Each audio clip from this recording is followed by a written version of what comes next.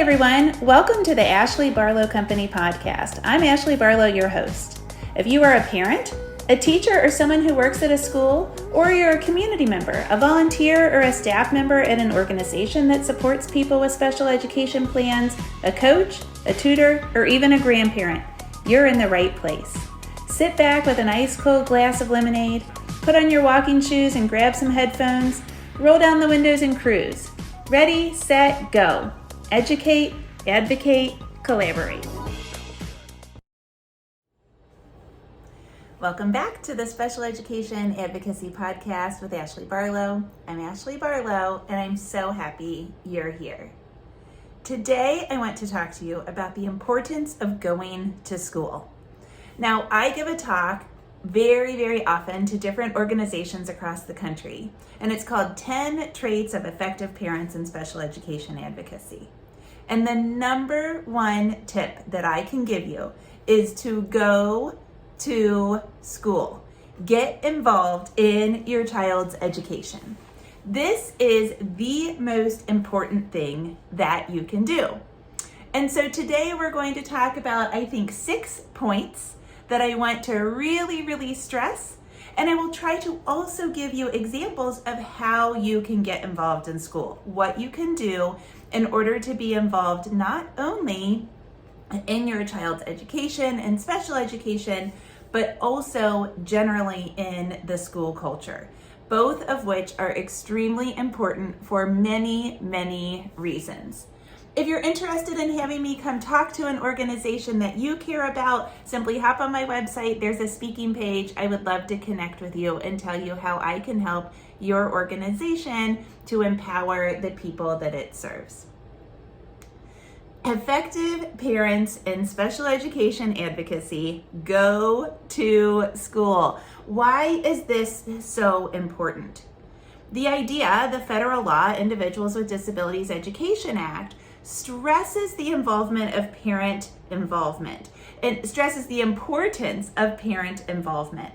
And the reason it stresses the importance is because there is lots of research that says that outcomes are better altogether, but mainly for the students when parents are involved, when parents are a part of the team. So involved, in fact, that there are actually parent rights that are written into the law. Now, I got to tell you something. I do divorce work also, not too much anymore, but I still do a little bit of divorce work. And in divorce work, parents always say, it's my right to see my children. It's my right to have this parenting time schedule. It's my right to whatever. And the laws, at least in Kentucky and Ohio where I practice, don't say a whole lot about a parent's right to see their child or their children. Rather, divorce laws are based on the children's best interest, what's in the child's best interest. And there isn't a whole lot that's built into the law or the case law about the parent rights. What's so cool about special education is that parents have a right. Parents have this enumerated list of parent rights. And so not only do we get to be involved in our children's educations, but we actually are encouraged to be involved. We should be involved. And there's this whole line of cases that says if the parents are not involved, the child might actually not get as many services or may not get as much. The kind of thought in these cases is, well, the parents had every opportunity and they didn't, and so therefore we're going to rule against the parents. And so not only is it important that you have the opportunity, but it also can be seen as an obligation to get involved in your child's education. So the idea recognizes the importance and almost stresses a bit of an obligation because we're on that IEP team as parents. Effective parents have to therefore see themselves as equal partners in that IEP process. We have to see ourselves as an important part of the IEP team. We have to understand the IEP process in order to do that, and we really have to understand our children. We really have to understand our child's profiles, their strengths, their weaknesses, how those two interplay, how those two affect various academic and functional skills, how our child's really strong auditory profile affects the way that our child learns, or affects the way that our child performs in gym class or in an assembly or in some kind of after-school activity. But we also have to have the confidence, what this is about, this kind of equal partnership, is about confidence. The confidence to really stand up to the team and to ask questions, to suggest new things, to really be involved as a team member. You know, I see so many conference summaries, meeting minutes, parent rights, whatever you call them in your state. That thing that comes out after the IEP meeting. And it'll say, the district presented the draft IEP, the parents were concerned about, and it'll say two things, like potty training and, maybe they would like to work on attention span. And there were no further questions, and the IEP was accepted, the meeting was adjourned. And there's no discussion mentioned. And it's our obligation and our right to have that discussion.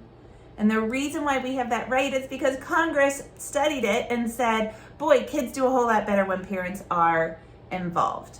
So we have to see ourselves as equal partners, and we have to force the team into those discussions. You know, when I talk about teamwork, I'm going to talk about Patrick Lencioni's book, The 5 Dysfunctions of a Team. If you haven't read it, I highly recommend it. It will really help you to empower yourself as a team member. Now, when I say that, I also think it's important that parents really trust the professionals, but that trust is not super blind. You know, there's this kind of naivete. When we hired our first nanny, and then she quit 3 years later, I said to my husband, what this feels like is it feels like middle school love. I trusted her so blindly, and I loved her so blindly as a part of our family, and now she's leaving us, and it feels like that really raw emotion of the first breakup with a person that you really cared about. And it was just this super raw, blind love. And so, of course, we've lived our lives as parents. We have experience. And so we know that anytime we trust, it has to be cautious optimism. And so, but at the same time, it's really important that we trust the professionals. We understand that the people that are working with our children have degrees, they have training, they have experience with other people, they have passion, and so we have to lean into that. I am busy making dinners, driving people to practice, practicing law, being a sister and a wife and a just human Ashley Barlow that has to exercise and take care of myself too. And so I can't be involved in every single aspect of Jack's life. And I can't be involved in weighing all the equities, all of the decisions about, do we pull him out at this time when he's really engaged in a science lesson? I can't be involved in all of those things. I have to trust that the professionals are doing a great job with him, or doing a job that is sufficient with him.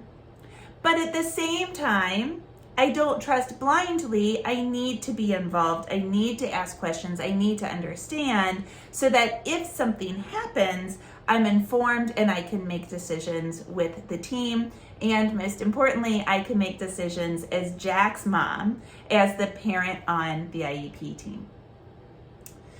We also, as parents, have to realize that we have a responsibility to speak for our children in order to ensure that all staff members have an understanding of our children's disabilities and the best way to address their needs. This, I think, is the basic thing that parents should do on the IEP team. And it is something that time and time again, people come into my office and have not done. You must understand your child's disability and how your child's disability affects them. And then you must take it one step further and articulate that, explain that to the team. Really teach the rest of the IEP team about your child. Tell them, even though it's the same district and it might be the same teacher and the same administrator and the same special ed director, say it again. Tell them what happened in preschool. Tell them what happened in elementary school. Tell them about the terrible year in 8th grade. Tell them about those things. Those people, those teachers, those professionals have caseloads of 8, 10, 15, maybe 24 children. And so therefore, they have interacted with multiple kids with multiple profiles. And yes, they might have heard a story, but they heard it from somebody else's perspective. Yes, they might think they remember your child or have heard an inkling of information about your child, but they haven't probably experienced it themselves. And if they have experienced it themselves, it's still very important that they understand it from your perspective, that they understand how you perceived those events to occur. And so it's very important that parents get involved in IEP teams and in their school community by really kind of telling people how their child behaves and how their child's disability affects their child, how their child learns, how their child performs socially. It's super duper important that we go in and we talk about those experiences. Now, we might not know as much about what happens in the school culture. And so therefore, it is our obligation to then go back, if there's a hole, to go back and say, you know what, I don't know, but I'm going to go back and ask the 5th grade teacher about that, and I'll get back to you. Or I don't know, let me go ask their swimming coach, and I'm going to get back to the team on that. We have to kind of be the general contractor of our child's profile. It helps us at home, it helps us in the community, and it certainly helps us to advocate in the school environment. Now, this doesn't only apply to special education. It's super important that we also advocate for our children and their profiles when we are talking with other people in the school community. So maybe your child has an executive functioning disorder or some kind of developmental delay that causes them to be, not good at self-starting, not good at that self-organization kind of piece, kind of like the wreck of the Hespers when they get out of your car at Carline every morning. And maybe there is an aide or an IA or an assistant, whatever you call them in your area, that gets super frustrated with your child at Carline. Well, then it's really important that you say to that person, here's the why. Here is why it takes us a second to get out of the car. Yes, 3 cars ago, I said, make sure you have your backpack. Are your shoes tied? Did you take off your coat? And now is not the time to be blowing your nose. However, all of those things still happen when you get to the front of the line. And so it's important that this person knows your child and your child's profile as opposed to just getting frustrated. And yes, in an ideal world, wouldn't it be great if the special education director sat down with every professional that might interact with your child and said, hey, here's what's going on, here's the profile, here's how it affects the child, and here's how it might happen in the area where you're working with them. When you're testing them on their spelling words, when you're helping them get out of the car line, when you are observing them on the playground, all of those things. But that is nearly impossible to do in a school setting. And so if you have the opportunity, you can do that. Now let's take a little time out and talk about relationships, because sometimes that feels super duper weird to just be like, hey, I want to talk to you about my child's profile. I want to talk to you about why they're so slow getting out of the car. You sound so formal. You sound kind of confrontational. It sounds uncomfortable, right? That's why it's so important to have relationships. Because if you can say it in a collaborative way, in a lighthearted, everybody's different, we're celebrating differences kind of way, it's going to be way more comfortable for you, and it's also going to be received in a much more open fashion on the other end. And so that's why it's so important to be involved in your school community, so that when these things happen, people know kind of what kind of person you are, how positive you are. I remember when we had a principal at my kids' elementary school for a hot minute, and he was not the most effective leader. And we'll leave it at that. But when I first met him, I unfortunately was in a little bit of an adversarial situation. And so I had to I didn't want to overcompensate because I wanted it to be genuine. But I really wanted him to understand what kind of family we were, because we weren't going to erase from his radar. And I wanted him to understand that, yes, we are the kind of family that doesn't mind a little bit of conflict or a lot of conflict in order to get something done for our children. However, we also are team players. We are going to show up when you need us. We are going to do everything that we can do that fits into our family's lives and values as it applied to that school. And we were there for the greater good of the entire school. And I needed him to see that. And so I actually put myself in front of him deliberately quite often, because I needed him to see all of Ashley Barlow, because Ashley Barlow was there as Jack Barlow's voice. And so he needed to see Ashley Barlow, the volunteer. Ashley Barlow, who was, I chaired the parent or the teacher appreciation week for several years when he was there. He needed to know that I wasn't just there as some noisy, squeaky wheel as it applied to special education. Those relationships are super duper important, and we will constantly be working on the relationships. Okay, the next point. Parents in special education recognize that it's important for them to be active participants in team meetings, contributing information and questioning decisions that they don't understand. If you don't understand something, ask the question. That is Advocacy 101. I have to ask questions in every single meeting I go to. There might be an acronym I don't know. There might be a curriculum I don't know. There might be lots of times it's teachers' names that I don't know. Even with my own child, they'll reference somebody and I'll say, who's that? You know, my mom, I went to my elementary school. My mom taught at my elementary school. Both of my kids have gone to my elementary school. I think that, 14 seems long, but let's see, Griffin is 14. Now you're doing math with me on a podcast. I guess I've been as a parent in our elementary school for 10 years now. And there are still sometimes that they'll mention somebody in a meeting. I'm like, wait a minute, who is that? And it'll be a sub or a cafeteria monitor or something like that. And I'll say, oh, okay, now I'm up to speed. But I need to know, if you're talking about my child and my child's education, I need to know.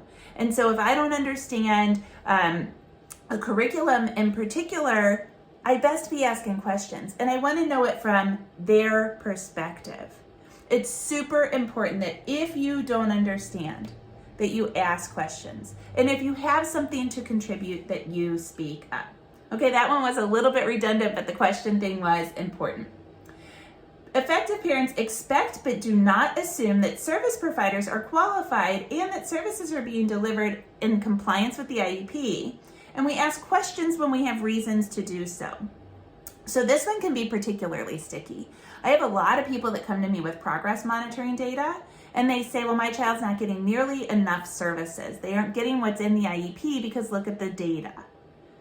And while that may be true, I certainly never recommend that you go in there and stomp your feet and say, my child's not getting what they deserve. Not the first time, maybe the third time, but not the first time. Because there's all kinds of things that could affect that record keeping or could affect the progress monitoring data. And so it's very important that we ask questions and that we really understand what's going on before we go in with some kind of accusation. Because an accusation is going to stop the conversation. And if we want to effect change, we need to continue a conversation. If we want to change things, we're looking for a conversation, not for you to tell people something. And so What we have to do then is we have to ask questions. Now, what we're talking about here is that the professionals are qualified, that they know how to do something. Maybe you've added a yoga routine to a sensory diet, and you aren't sure that the OT really knows how to do the yoga profile. What do you do? And how do you do that in a collaborative way? How do you suggest it? Something that I oftentimes do is I go find a resource, and I might suggest that I share the resource. I might say, this is working for us at home. Here's the yoga that we do at home, and I'll be happy to send it in if you would like it. And I'll just send like a little picture of it and say, here's how we do it. We do this, our yoga program, for example, I bought on Teachers Pay Teachers. We talk about how we're feeling before yoga. We always do 3 poses. We do a 3-pose sequence 3 times. So we learn the poses or we review the poses. We do a 3-pose sequence. And then we do a little closing namaste. And then we talk about how we're feeling after yoga. And so I would explain that. Here's a couple pictures of it. If you'd like to see it, I'd be happy to share it. And that then starts the conversation. What we want is a conversation. Do you do yoga yourself? If you walked in and said, do you do yoga yourself? The person would get very, very defensive. And that would be the end of the conversation. Whereas if we kind of start in a not know-it-all way, and we talk about what we're doing or what they're doing in outside therapy or what your child's experience with that curriculum is so far, you might actually get a conversation that will fix something. And so again, this is kind of not blind trust, it's cautious optimism where we are still involved and we are still kind of forcing the team to better. Again, remember, when we are on a team like we are in special education as parents, we're always trying to get the team to do better work, to continue to or to start being more effective. And so it's okay to push the team. That's actually what we're supposed to be doing. And my husband is a very contented person. And I remember we had been married about a year. We were in the kitchen of our first home. I remember this conversation very well because he said, we were just talking about like life goals. It wasn't anything about marriage or about children or anything. I think I just was talking about like, next I want to do this. And he was like, can't you just be content? Can't you just be happy? And I was like, what's the problem with trying to do more? What's the problem with continuing to learn, with continuing to evolve? And it's really, kind of a life mindset, obviously, because he's very content. I am very achieving, driven maybe is the word. And we both probably could get pulled, and we do a nice job of pulling each other to the middle in those discussions. And so he is kind of my stopper in IEP discussions to say, okay, I think that's too far. I don't know that we can ask them for that. And I'm his stopper of saying, hey, listen, you got to speak up every once in a while. You've got to get involved. Do you know what's happening? Do you know this person on the team, etc.? And so sometimes, people bring each other to the middle. But it's super important that we expect that they are qualified to do whatever it is, the services, the curriculum. But it is also important that we ask questions and that we have that expectation as kind of cautious as well. Now, the next thing is really how we can talk about how you do this. Parents should find many ways to be involved in their child's educational program above and beyond IEP meetings. If you are involved, you're going to make those relationships. But how do you get involved? Listen, I totally understand it. I get it. I have 2 jobs, actually, if you count Ashley Barlow Company, and my legal job as 2 different jobs. I hope the IRS counts them that way. So we will count them as 2 different jobs. So I run 2 companies. I practice law. I parent 2 kids, one of whom is a very busy athlete. I am a sister and a wife and a human, as I said before, and all of those things sometimes collide. And so sometimes, yes, we do not have time to volunteer, to be involved. But there are lots of ways to get involved, even if you can't be there on a day-to-day basis. Let's talk day-to-day basis first. Serving in the cafeteria, helping the librarian check out books, being on the PTO, those things, even if you're just there once a month, or you're just at school once a quarter, or you just get to work the book fair, which happens twice a year or once a year, you're going to learn so much about the school culture and so much about your child's environment. What children are helping your child? What children seem impatient with your child? What children look like they are peers to your child that might go to special education with your child? Relationships you want to foster, relationships you don't want to foster. How do the aides or the assistants or the IAs, whatever you call them in your area, how do they interact with your child? How do they interact with the rest of the classroom? What's the behavior management look like? What teachers are present? How are the teachers behaving? Is the water fountain cold? All of those things that you can either use in your further advocacy or that you can talk to your child about. You know, it's so fun. I remember I used to, so I did, when Jack was first in kindergarten, I did the cafeteria once a month. I did library once a month. I was always a room mother, so I got to do his parties. We did something called Picture Person because Kentucky added an art curriculum or an art piece to the state testing, and our art teachers could not fit it in with their regular art curriculum, and so the PTO ran that. That has since stopped. And I did junior achievement. I think I did everything that you could possibly do. So I was at school a few times per month, but it was really, really great because I knew a lot about what Jack was doing. I could talk to Jack about the calendar in his classroom because I had seen it. I could talk to Jack about the book that they read in library because not only did I know the title of it, because maybe that came home on his communication, but I had witnessed him reading it, and I had seen the way that the teacher taught it with puppets or with a particular child acting something out. And that gave me lots of opportunities to establish a relationship about school with Jack. But through lots and lots of discussions and experiences and whatever, all of that kind of volunteering had to basically come to a grinding halt for lots of different reasons.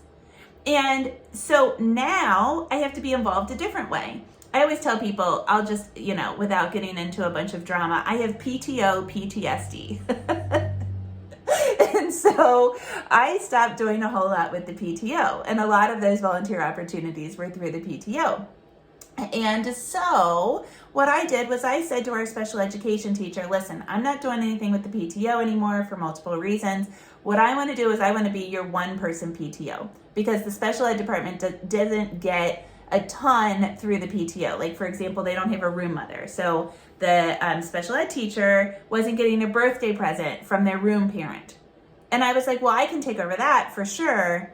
But also, do you have jobs that I could do? Do you have requests that I could fund?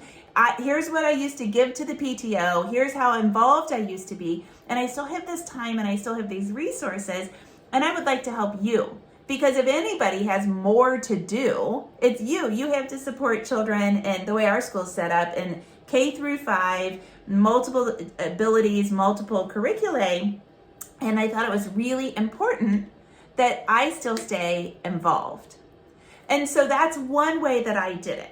So what I can do at night after work or whatever is, I can make crafts for them. I can help them with stinters.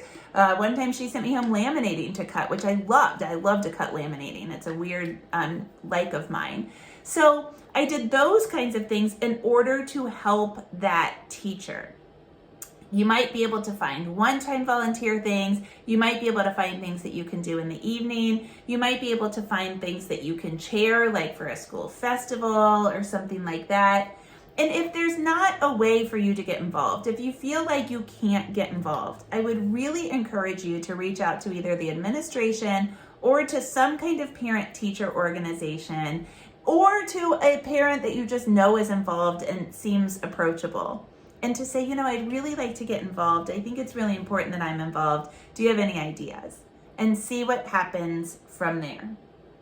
It's super important that you are involved because you get all of that little insight.